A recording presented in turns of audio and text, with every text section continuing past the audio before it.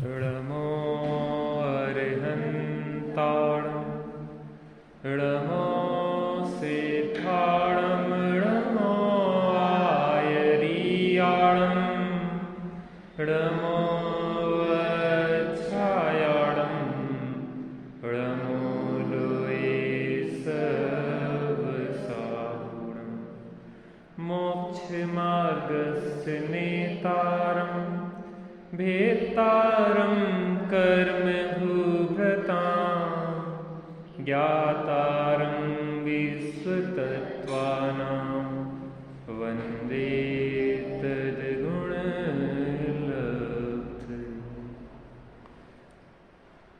राम कहानी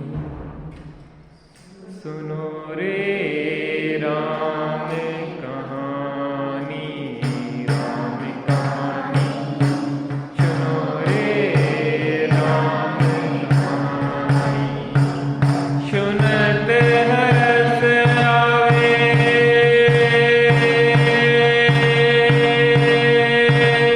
हो, सुनत हरस आवे वीरा की वाणी।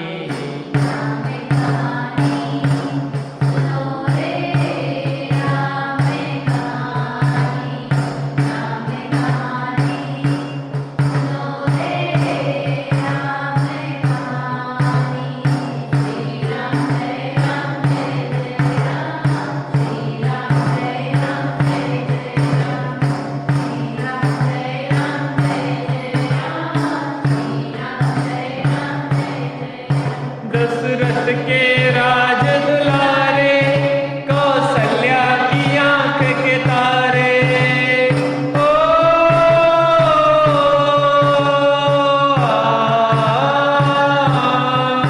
दशरथ के राज दुलारे, कौशल्या की आंख के तारे।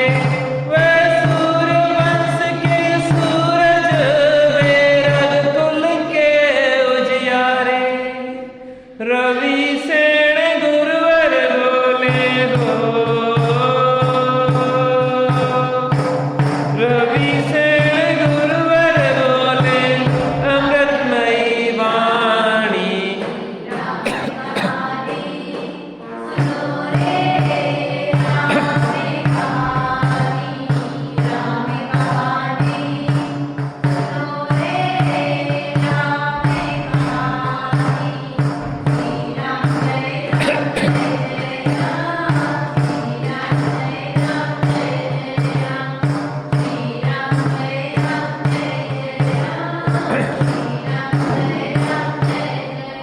अंतिम दो छंद पढ़ेंगे।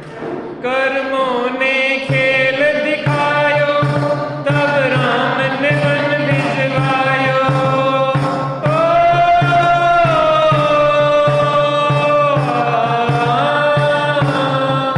कर्मों ने खेल दिखायो, तब राम ने वन भिजवायो।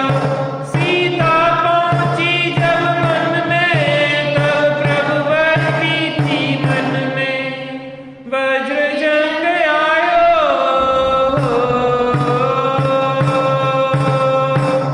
वज्र जंग आयो, सती भगिनी बनायो।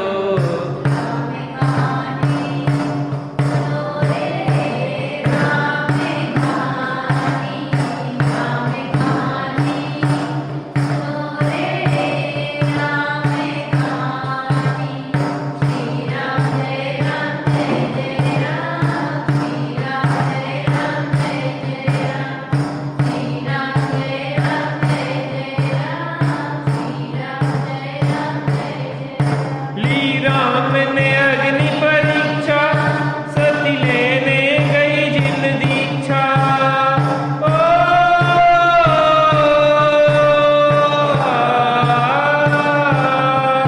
ली राम ने अग्नि परीक्षा, सती लेने गई जिन दीक्षा। श्री राम रहे थे मनाते, लव कुश थे रुदन मचाते।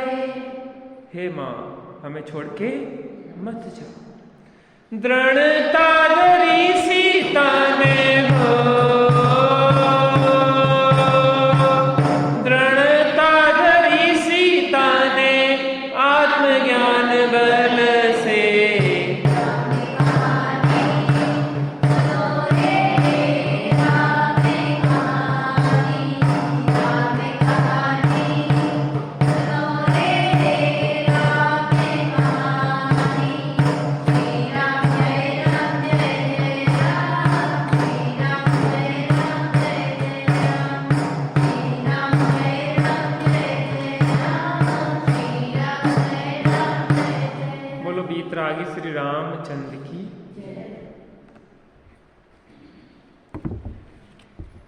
विभीषण ने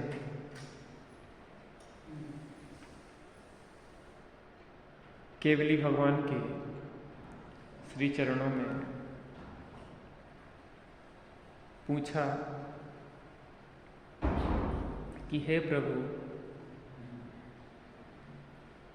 कि रामचंद्र जी किस कारण से सभी के प्रिय हैं। इनने पूर्वभवों में ऐसा कौन सा सुकृत्य किया था जो इनके चरणों को विद्याधर भी पूछते हैं। किस कारण से माता सीता का हरण रावण करके ले गया? क्यों इनकी प्राण वल्लभा अकेले वन में भटकती रही? किस कारण से लक्ष्मण ने खरदूषण और रावण को मारा? क्या कारण रहे, इसका आप हमें समाधान करिए। तब केवली भगवान की दिव्य ध्वनि में आया कि सुनो लंकाधिपति, मैं इनके पूर्वभवों को बताता हूं। जम्बू द्वीप के भरत क्षेत्र में उत्तम नगर नाम का एक नगर था। वहां पे नयदत्त नाम का एक वेश्य रहता था। उसकी स्त्री का नाम था सुनंदा और उसके 2 पुत्र थे, धनदत्त और वसुदत्त। उसका एक मित्र था यज्ञवली। एक दूसरा वेश्य वहां पे रहता था जिसका नाम था सागर दत्त। उसकी एक कन्या थी गुणवती और एक गुणवान नाम का पुत्र था।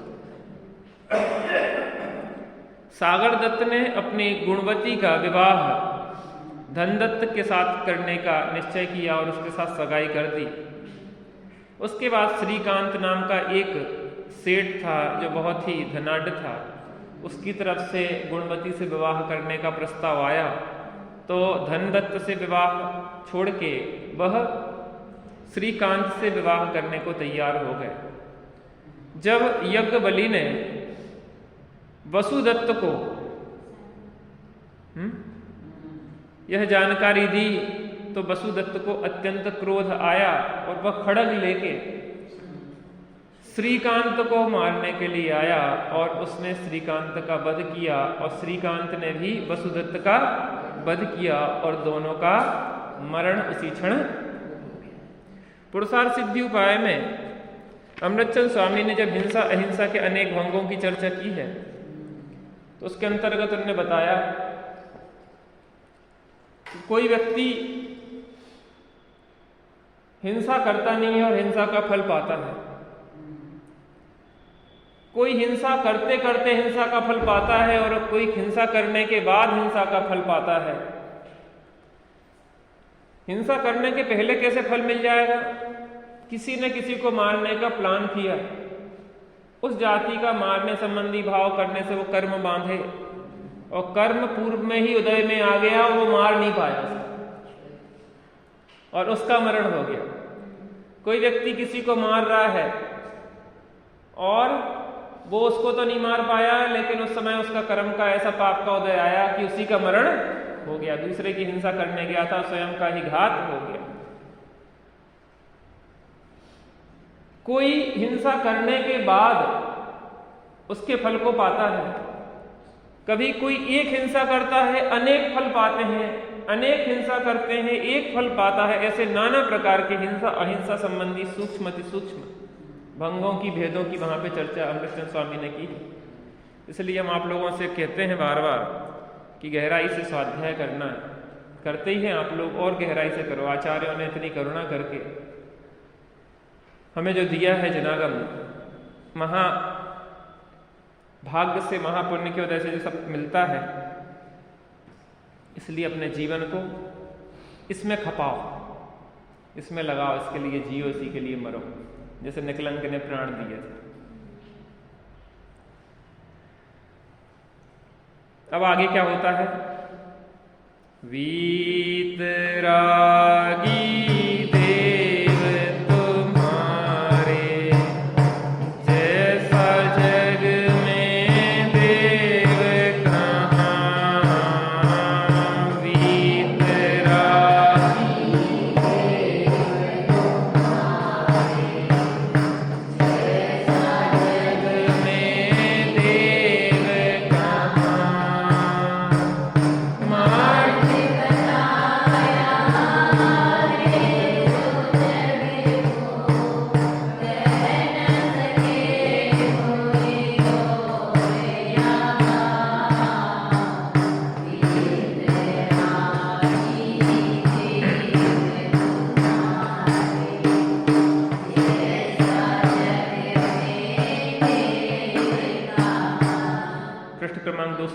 छंद क्रमांक 7। तब धनदत्त श्रवण करके अपने भ्रात मरण को चला गया परदेश खेदवश तज कर ग्राम भवन को। अविवाहित ही रही सुता करती विलाप निज मन में। रही हुई मर हिरण हुए थे मर दोनों जिस वन में। अब क्या हुआ? धनदत्त ने अपने भाई वसुदत्त के मरण की खबर जैसे ही सुनी तो वह अत्यंत दुखी हुआ और ग्राम के लोगों ने कहा कि हम धनदत्त के साथ विवाह नहीं करेंगे क्योंकि इसके भाई ने हत्या की है। किसकी? श्रीकांत की हत्या करी है, इसका भाई हत्यारा है। इसलिए हम ऐसे कुल में अब गुणवती का विवाह नहीं होने देंगे। यद्यपि गुणवती धनदत्त को चाहती थी लेकिन उसके बाद भी दोनों का विवाह गांव वालों के कारण नहीं हो पाया और धनदत्त उसके प्रेम में पड़ा हुआ था और वह अत्यंत दुखी हुआ भ्रात मरण से और वह भटकता हुआ परदेश चला गया। कहाँ चला गया? परदेश चला गया, दूसरे देश चला गया भटकते हुए। और वह जो गुणवती थी वह अविवाहित ही रही, उसने विवाह नहीं किया। कथा कल्पनी चल गई थी कि वसुदत्त ने श्रीकांत को मार दिया था। धनदत्त का जो भाई था ना, धनदत्त के साथ गुणवती का विवाह तय हुआ था और जब वह श्रीकांत से विवाह करने के लिए उनके परिवारीजन तैयार हो गए तो यहाँ वसुदत्त को अत्यंत क्रोध आया और उसने श्रीकांत को मार डाला। श्रीकांत ने वसुदत्त को मार डाला इस प्रकार से। और जैसे ही धनदत्त ने यह सुना उसके भाई ने, जिसके साथ गुणवती का विवाह तय हुआ था, तो उसको उसके साथ नगरजनों ने विवाह नहीं करने दिया। क्यों? क्योंकि यह हत्यारे का भाई है, इसका कुटुंब खराब है, इसलिए इसके साथ गुणवती का विवाह नहीं कर सकते। और इस कारण से दुखी होकर धनदत्त दूर देश के लिए चल पड़े। जो गुणवती थी उसने देखा ऐसी स्थितियों को तो वो अविवाहित ही रही। यद्यपि वो विवाह करना चाहती थी धनदत्त के साथ लेकिन विवाह नहीं हुआ तो वो अविवाहित रही और अत्यंत दुखी और खेदकिन्न रही। उसने मुनिराज आरिकाम आदि की निंदा भी की उस भाव में। अन्य पुराण में देख रहे थे तो वहां पे उसमें है कि उसने उस भाव में भी बहुत निंदा आदि की। जब व्यक्ति का पाप का उदय आता ना तो व्यक्ति तमाम प्रकार के आरोप प्रत्यारोप एक दूसरे पे लगाना शुरू कर देता है। अरे भगवान ये सब ऐसा ही है, धर्म में कोई अब सार नहीं रह गया, अब तो बेईमानों की चलती है। ऐसे माने तमाम प्रकार के आरोप प्रत्यारोप व्यक्ति करने लगता है तो इस प्रकार से बहुत पाप कमाता है। इस बात का अपन को ध्यान रखना चाहिए, किसी पे भी झूठा आक्षेप नहीं लगाना चाहिए। विशेषकर देव गुरु धर्म पे तो मिथ्या आरोपण लगाने से दर्शन मोह ही पुष्ट होता है। इसलिए इस प्रकार के दोष आरोपण कभी देवगुरु धर्म पे तो लगाए ही नहीं और अवर्णवाद उनका करें ही नहीं, अन्य लोगों का भी अवर्णवाद नहीं करें। इस बात का हमें विशेष ध्यान रखना चाहिए। और वह अविवाहित रही और आर्त ध्यान करके त्रियंश गति में गई। कहाँ गई? देखो, रौद्र ध्यानी नरक में जाता है और आर्त ध्यानी त्रियंश में जाता है मुख्यतः से। इसलिए वहां कहाँ चली गई वो? अभी भी राग कुछ ना कुछ अटैचमेंट तो चल रहा था। हमें अगर भाव में मिलना पड़ रहा है तो कहीं ना एक दूसरे के साथ हमारा कहीं ना कहीं रागात्मक या द्वेषात्मक जुड़ान तो चल रहा है। इसलिए हमें इन सब प्रकार के संबंधों से छोड़ना होगा। मरे लगी के लिए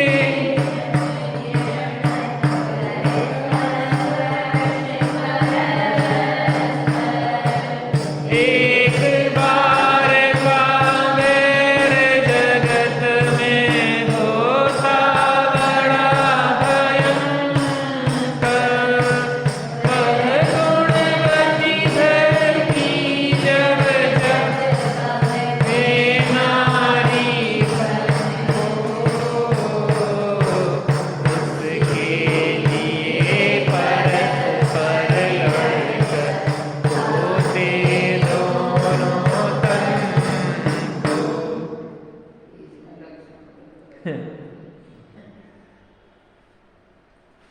अब क्या हुआ, वो हिरणी बन गई और ये जो वसुदत्त था और श्रीकांत था, ये दोनों हिरण बन गए।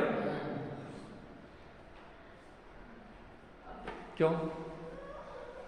क्योंकि पहले उसके लिए मरे थे। अब फिर वही पूर्व का राग। कई बार विचार करते कि ये कैसा हम लोग अपने लिए दुख के बीज बोते रहते हैं, कैसे दुख के बीज बोते रहते हैं, किस प्रकार से राग द्वेष कसाय करके। ये वासना है, ये पंचेंद्रिय के विषय भोग भाव भाव में हमें रुलाते हैं, भाव भाव में कष्ट देते हैं। फिर भी यह जीव, सदा सुखदास जी कहते हैं कि दो इंद्रियों के ही प्रबल हैं, एक रसना इंद्रिय, एक उपस्थ इंद्रिय, काम इंद्रिय। इनके पीछे यह जीव राशि अपने जीवन को खोती रहती है। किसको खोती रहती है? अपने दुर्लभ जीवन को खोती रहती है। और क्या है? खाना पीना और विषय भोग। बताइए, काय के लिए जीवन? बढ़िया से बढ़िया खाओ पियो और पंचेंद्रिय के विषय भोगो। क्या है जीवन? तो वो वसुदत्त का जीव और श्रीकांत का जीव हिरण बने और ये क्या बनी? गुणवती हिरणी बनी। और हिरणी के पीछे फिर वो दोनों लड़े और दोनों एक दूसरे को मार के नष्ट हो गए। फिर अनेक भाव इनने धारण किए। फिर वहां से मर के ये दोनों सूकर बने, वो सूकरी बनी। और ये सूकर उस सूकरी के पीछे लड़के मर गए। फिर ये दोनों भैंसा बने और वो भैंस बनी। तो उस भैंस के पीछे ये दोनों भैंसा लड़के मर गए। फिर वो हाथी बने दोनों और ये हथनी बनी और वो दोनों हाथी इस हथनी के लिए लड़के मर गए।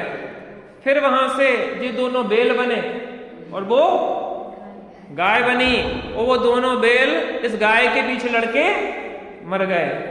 फिर बानर, ये दोनों बंदर बने और वो बंदरिया बनी और ये दोनों उस बंदरिया के लिए लड़के मर गए। फिर ये दोनों घोड़ा बने और वो घोड़ी बनी और ये दोनों घोड़े उस घोड़ी के पीछे लड़के मर गए। फिर ये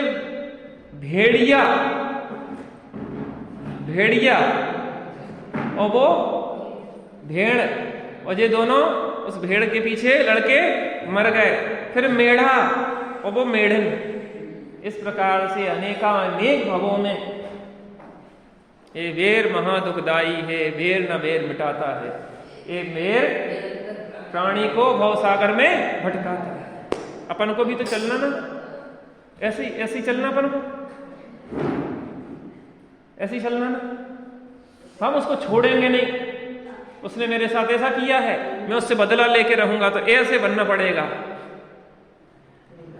किस किस को चलना? हाथ खड़ा करो जल्दी। किसी को नहीं चलना और इसी में उलझे रहते। नीट का जवाब कैसे देंगे? फिर ऐसी घाव रखना पड़ेंगे भैया। आज टीवी चैनलों पे काय की वो आती है, जो प्रेम संबंधों के चक्कर में मर रहा है और मार रहा है। देखो, आपका गांव बहुत सुरक्षित है, आप बहुत संस्कारी हैं। हम इसलिए ये बातें बताते हैं कि माहौल ज्यादा समय सुरक्षित नहीं रहेगा, क्योंकि इतनी गंदी लहर चल रही है दुनिया में कि हम कब तक सुरक्षित रखेंगे। जैसे हमारा गांव है, उसमें अभी भी ये घटनाएं नहीं घटती, क्योंकि हमने बचपन से संस्कार शिविर आदि लगाते रहे। वहां पे आपका गांव अच्छा है, संस्कार आप लोग बचपन से देते रहे, लेकिन बहुत समय तक हम बच्चों को सुरक्षित नहीं रख पाएंगे। इसलिए बच्चों को पाठशाला, आपकी पाठशाला क्यों नहीं चलती? हमें समझ में नहीं आता। इससे क्या मतलब? 6:30 से 7:15 तक बच्चों की पाठशाला चलने, इससे क्या मतलब? आपकी पाठशाला गजब होगी। 6:30 से 7:15 तक बच्चों की पाठशाला चला, तो 1-2 लोग तो निकालो, क्या करोगे? पढ़ाने वालों को टाइम नहीं है, टाइम ही टाइम है, व्यर्थ के कामों में उलझे रहते हैं। छोटे बच्चों को संस्कार नहीं दोगे तो कौन देगा? आप लोग 3-3, 4-4 टाइम लाभ लो, बच्चों के लिए कुछ भी नहीं है। क्या बच्चे नहीं बचे? बच्चे कहाँ? स्कूल नहीं जाता आपका बच्चा तो आप क्या करते? क्या करते? वो अनीसा है, अनीसा उनका बच्चा रोता जा रहा है, मारती है, चल चल चल। हमारे घर के सामने है ना, देखो क्या गजब इसके होते हैं हाल जब वो स्कूल जाता है। ऐसा लगता है बिटिया की विदाई हो रही है। एक दिन कहने लगा कि पानी बरस रहा है इसलिए हम स्कूल नहीं गए। एक दिन कहने लगा पानी नहीं बरस रहा इसलिए स्कूल नहीं गए। एक दिन ठंडी पड़ रही सो नहीं गए, एक दिन गर्मी पड़ रही तो नहीं गए। भैया कब ठंडी गर्मी नहीं पड़ेगी? तो किसी को तो बहाना चाहिए। उसके बाद भी हम क्या करते हैं, तो जबरदस्ती मार पीट के चल, प्रेम साम दाम दंड भेद सब नीतियां अपनाते हैं। तो यहाँ पे कुछ नहीं है, बच्चों के पास टाइम नहीं है, क्या करें? चिद्रूप के पास टाइम नहीं है, उसकी पढ़ाई बहुत कठिन है, इतना वर्क है उसके पास कि वो बेचारा आ ही नहीं पा रहा है कथा में।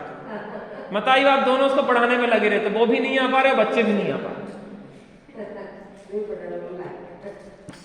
पाठशाला के लिए समय नहीं है अपने पास, समय नहीं है कि रुचि नहीं है। दादी को रुचि नहीं है तो कोई क्या करे? दादी पहले से बहाना एडवांस तैयार रखे, पढ़ाने वालों को टाइम नहीं, आप क्या कर रहे हैं? गजब हो गया, पढ़ाने वालों को टाइम नहीं है। बुढ़ापे में तो निर्वृत्ति लेके रहना चाहिए। इनके लिए अभी बता दी ना आपने कि बेचारे को पढ़ाई में लगे रहते। बताइए आप, पढ़ाई की बहुत चिंता है और संस्कारों की कोई चिंता नहीं है। बाद में आकर नाम बदनाम करेगा तो कौन जिम्मेदार है? कि दादी ने क्या संस्कार दिए? माता पिता के ऊपर नहीं होता, दादी दादा के ऊपर होता है। बच्चे दादा दादी की गोद में खेलते हैं, माता पिता तो अपने काम धंधे से टाइम कहाँ है। आप लोग इस बात को गंभीरता से नहीं ले रहे। हमें कीमत नहीं है इस तत्व ज्ञान की। हम आपके पीछे इंतजार करते, पता आपको रोज। हम अपने लिए नहीं कह रहे, हर किसी के लिए कह रहे। इसकी कीमत आना चाहिए हमें।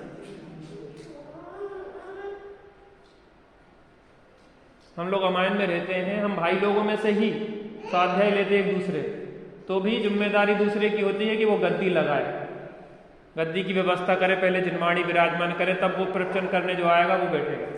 वो खुद नहीं जिनवाणी कभी विराजमान करे।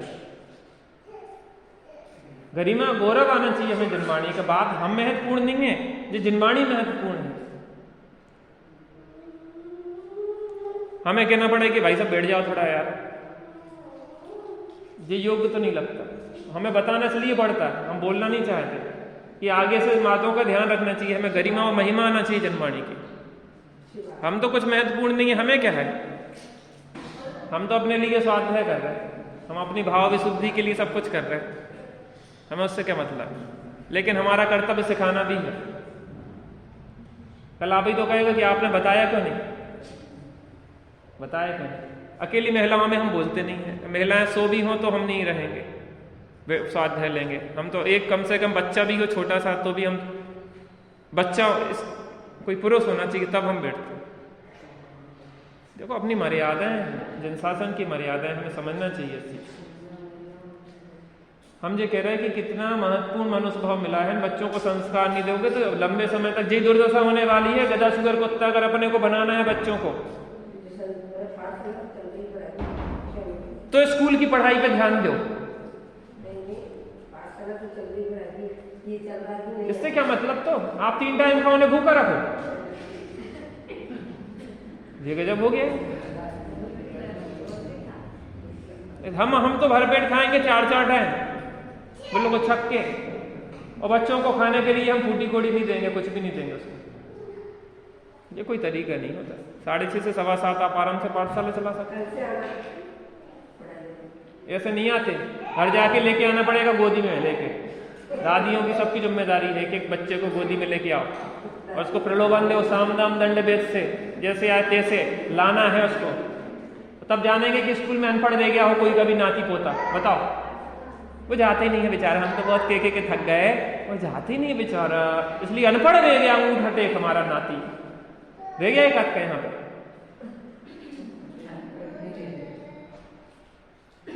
कीमत नहीं है।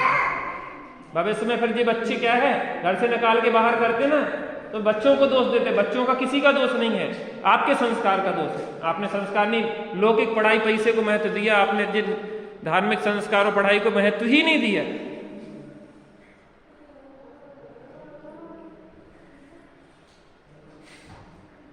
हमारी बात बुरी लगे तो क्षमा करना, लेकिन जब भाव देखे ना मैंने, तो हमें ये नजर आए कि हमारे भाव जो भविष्य में होने वाले हैं। आप सोचो, पहले वो हिरण हिरणी बने, ठीक है ना, सूकर बने, सूकर सूकरी, हाथी हाथनी, भैंस भैंसा, बैल गाय, बंदर बंदरिया, घोड़ा घोड़ी, मेढ़ा मेढ़ी, कितने कितने कितने कितने। जिसमें भाव हमें अपने बच्चों के दिख रहे हैं, क्योंकि संस्कार बिना की सुविधाएं पतन का कारण। जे दशा से नहीं होती अगर ये संस्कारी होते। नहीं है किसी को स्वीकार संबंध तो नहीं है, क्यों मारने चले जाए, लेकिन जे कुसंस्कारों की बात है। ये हमारे हृदय की पीड़ा है। कल आपको पीड़ा ना दे इसलिए अभी से चेता। ये पीढ़ी तो आपकी संस्कारी होगी, लेकिन इसकी बाद की पीढ़ी का क्या करोगे? ये तो आपकी सेवा कर देंगे, लेकिन इनकी सेवा कौन करेगा?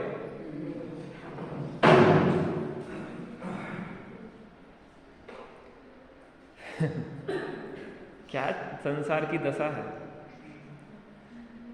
बहधन दत्त निराश्रित साहो, इधर उधर खातिरता, संध्या समय साधु तट आया, कुछ कुछ मन में डर था, कहने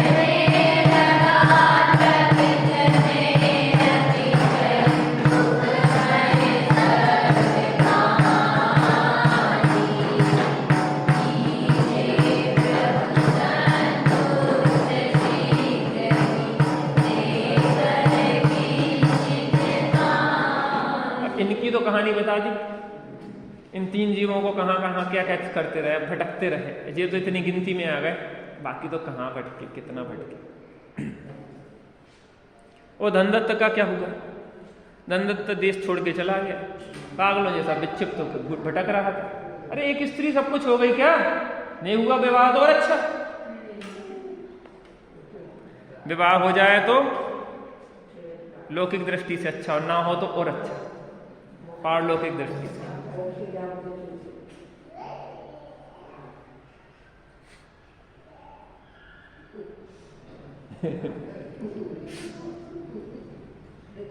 अब बच्चे हैं, स्वाध्याय में नहीं ध्यान से बैठने देते, लगे रहने की गुलामी में। तो भटकता हुआ गया। सांझ का समय था, रात्रि होने लगी थी। मुनिराज का संग वहां विराजमान था। रात्रि नहीं थी, सांझ ही का समय था, और वह बहुत त्रसातुर था। कई बार क्या होता, गरम गरम कुछ भी खा लो, या कुछ भी हो, या नहीं भी खाया हो, मुंह का घूम रहा हो, प्यास लगी हो, त्रसातुर था। मुनिराज विराजमान थे, तो मुनिराज से बोला कि भगवान, मैं बहुत प्यासा हूं, मुझे कृपया आप कमंडलू से पानी पिला दें। क्या बोला? कमंडलू से।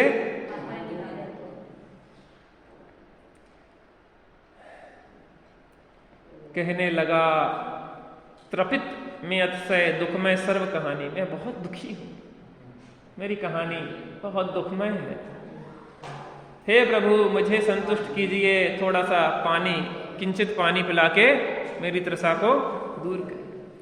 कहने लगे साधु वर उससे जाने उसे बड़ी प्राणी, सुधा पान विष सम रजनी में, फिर क्या पीना पानी। अंधकार में सूक्ष्म जंतुगण नहीं दृष्टि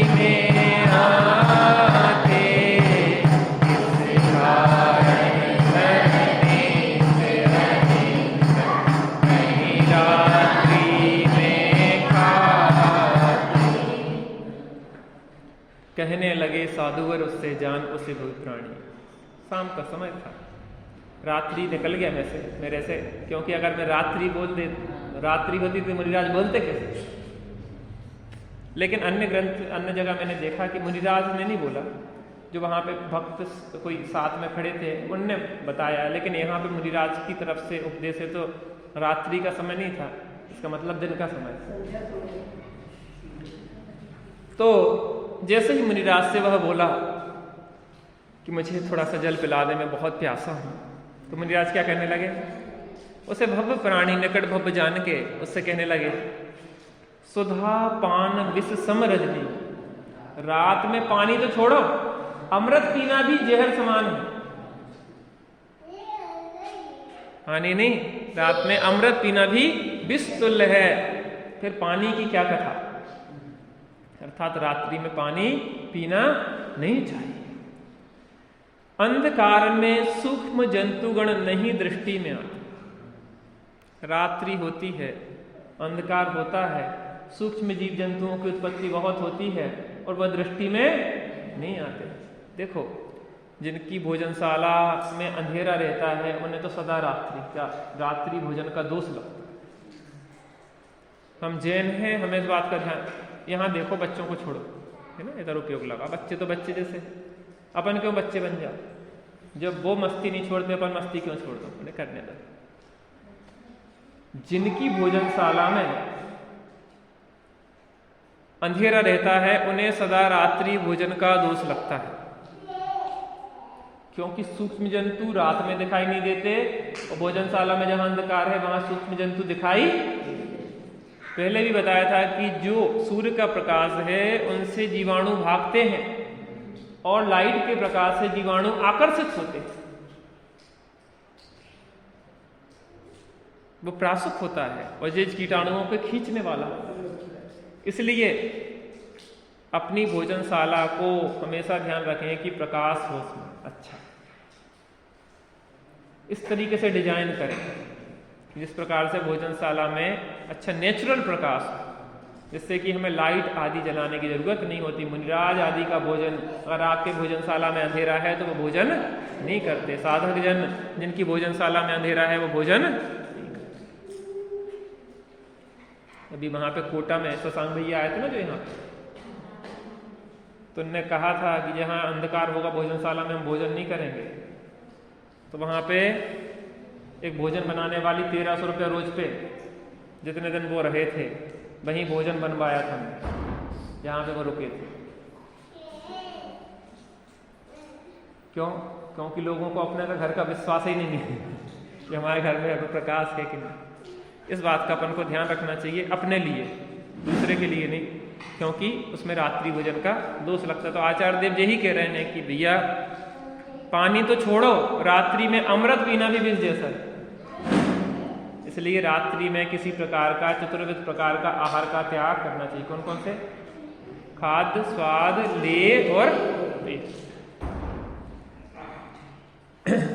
सुन कर मुनि के वचन बनावह श्रावक अणुव्रत धारी, तन को तज कर प्रथम स्वर्ग में बना विभव अधिकारी, जय करके उस देवलोक से नगर महापुर उत्तम, देव सेठ की प्रिया भाई हुए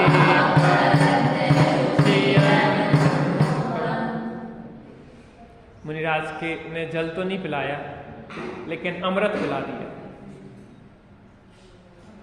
क्या पिला दिया?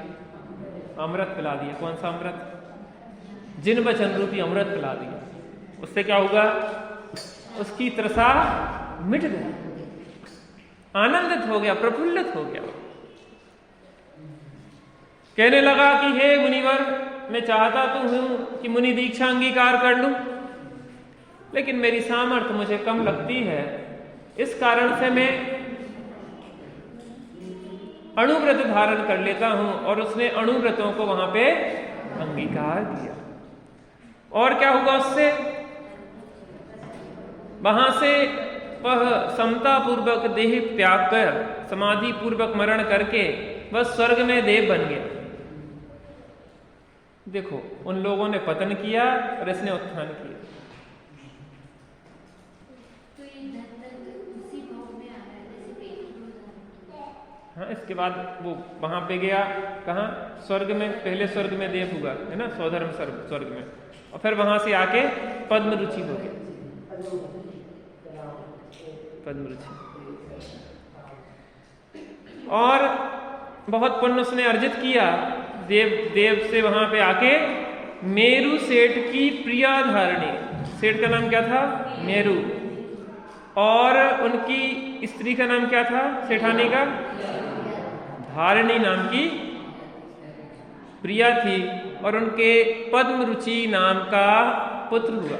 जब पद्म रुचि हुआ तो सेठ, बहुत नगर सेठ थे, बड़े सेठ थे, और बहुत उत्सव मनाया गया।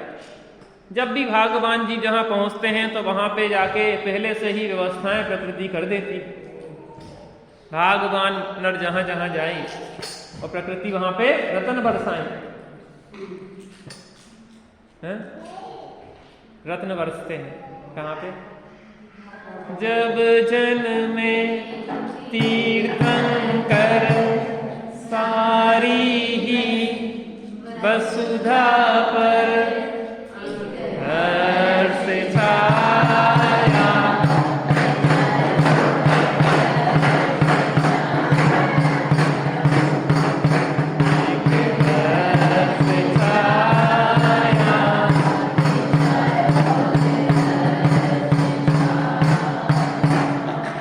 आगे चलो, इतना ही हर्ष बहुत समय भी हो गया।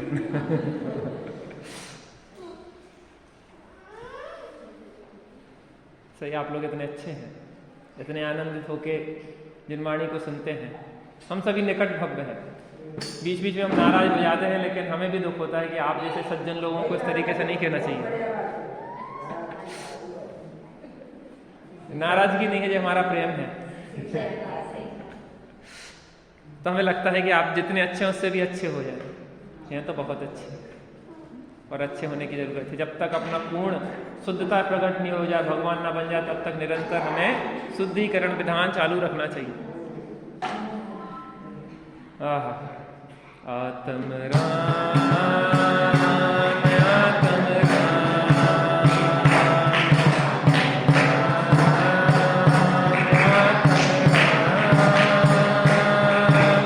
तू ही है ज्ञाता,